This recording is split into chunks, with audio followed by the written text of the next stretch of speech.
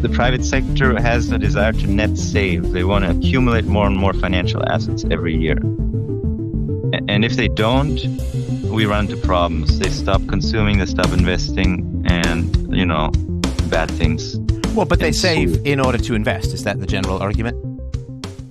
No, just to hold as a financial asset to have available if something bad happens, and also potentially to invest, of course. But people also have the desire for a safety buffer that Sure. they just want to keep. They don't want to put it in a factory or in a house or whatever, right? Well, I think most people would actually rather not invest their savings. It's just that they have to because the inflation is Right. constantly eating away at their capital.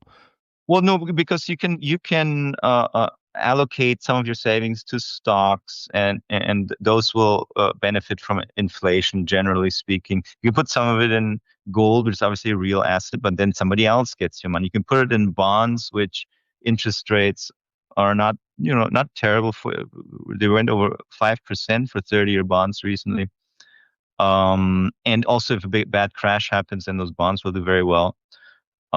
So yeah, you obviously Sorry, and can I allocate. I agree with all of that. Sorry to interrupt, but I'm just saying the average person, like we're all, I guess, fairly well versed in some financial abstractions and so on, and like to manage our resources. But the average person, like the average person that I worked in doing manual labor when I was a teenager or in my early 20s, the average person doesn't care, doesn't know, and doesn't want to have any of that sort of stuff. They just want to put their money in the bank and save it for a rainy day and spend it when Well, they need to. But they're kind of forced into learning about this stuff or handing over their money to a bunch of dubious financial wizards who say, oh, you got to invest because, you're going to lose 4% of the value of your money every year and it's all going to evaporate. So people don't want to, they don't want to invest.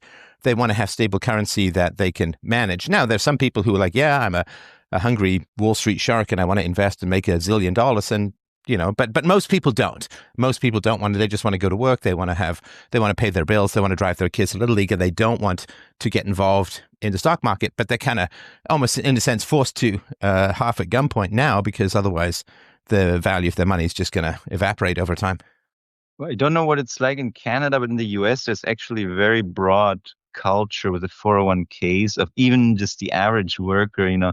He will have some money in stocks just because his employer is offering it. So yes, but why does the employer have to offer it? Because without the 401ks, it just goes up the tax smoke chimney. No, and also, like I said, I think investing in stocks is one good way for the population to protect themselves against inflation. But because among the beneficiaries of inflation are the corporations who get to charge those prices that go up. Okay, so hang on. Well, sorry, go ahead. I get Nima's point, which is Joe Schmo doesn't want to deal with it.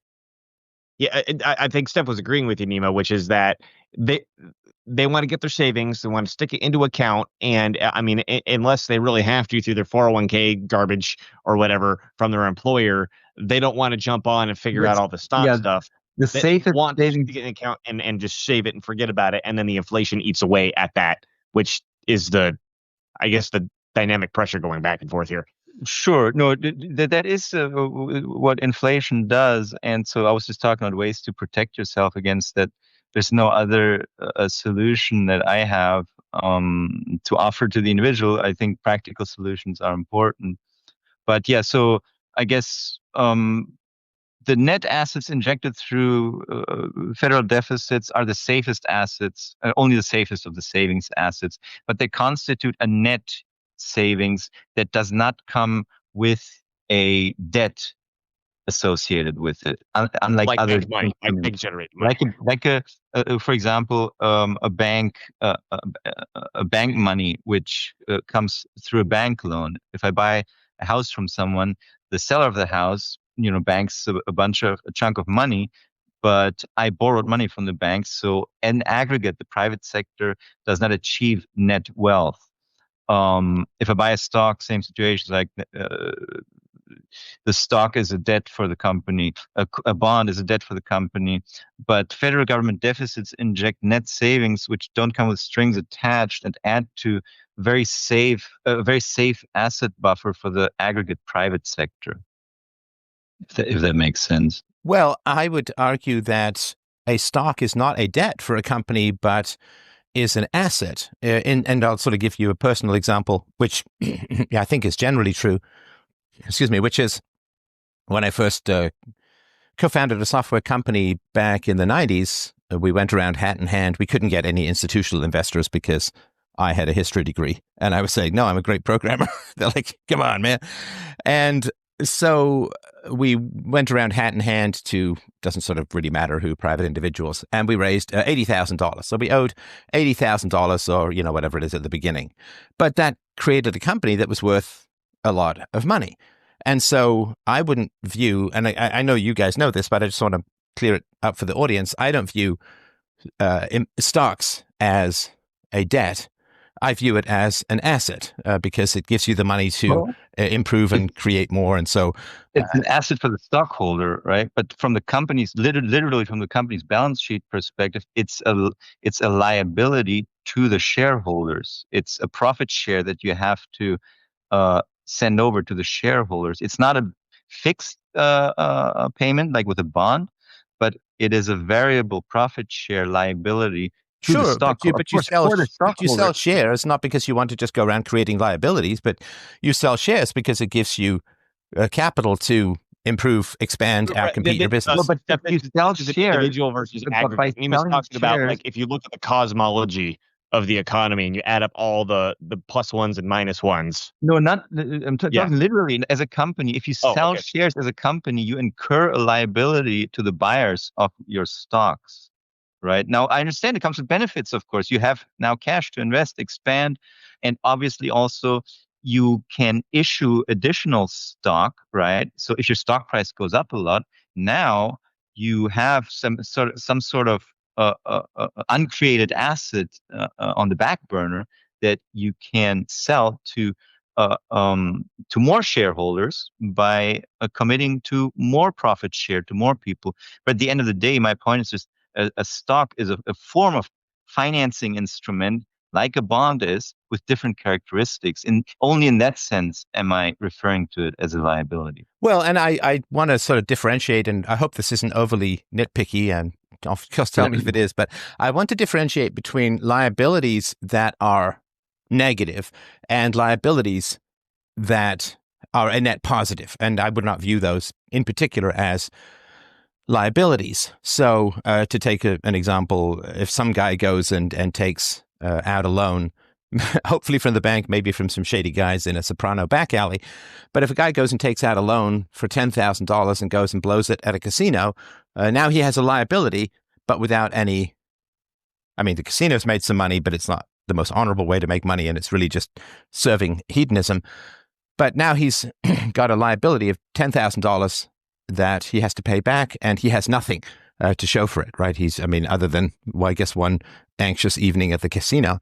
Whereas a liability for a company that sells shares in order to raise money, in order to open a new factory or do some marketing campaign or hire talent away from its competitors or whatever, that is sort of net positive. And of course, yeah. So I don't want to sort of put liabilities in one big bucket or debt in one big bucket. Somebody who owes a bunch of money to their drug dealer is technically in debt, but it's not driving much economic growth, if that makes sense. But the same could apply to a company issuing shares and then using that money to buy, go to the casino. Beanie Babies or tulips, and then that all goes belly up. Then they're sitting on bad stock, just as the gambler said on. No, but the gambler is praxeologically sitting on bad debt. The company has to basically defraud in a way, unless it just makes mistakes, which obviously, there's all these calculations in business that you can make errors in. But by definition, the debt to the loan shark is a bad debt. And the company, sure, it can make mistakes. It could be full of cheats, but that's not praxeologically sort of baked into the entire interaction. But you can make a good bond. You can get a loan and invest that money properly, and then that can turn out to be a good debt too, from the bondholder, the bank's perspective. Sorry, and I agree with that. If you borrow the $10,000 and you invest in Dell in the 90s, whatever, right? Okay, good. Then you've made some money. But I'm just saying that there are liabilities that are automatically negative.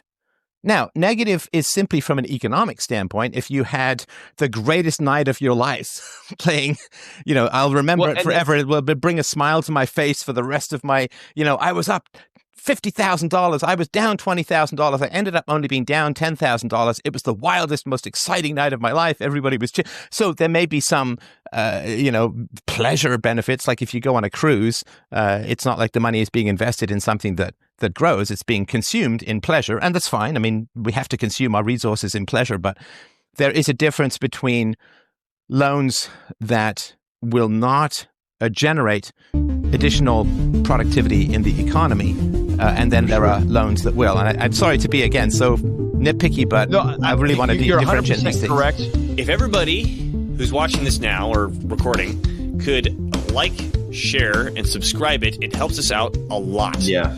I hate saying it, but it's just true.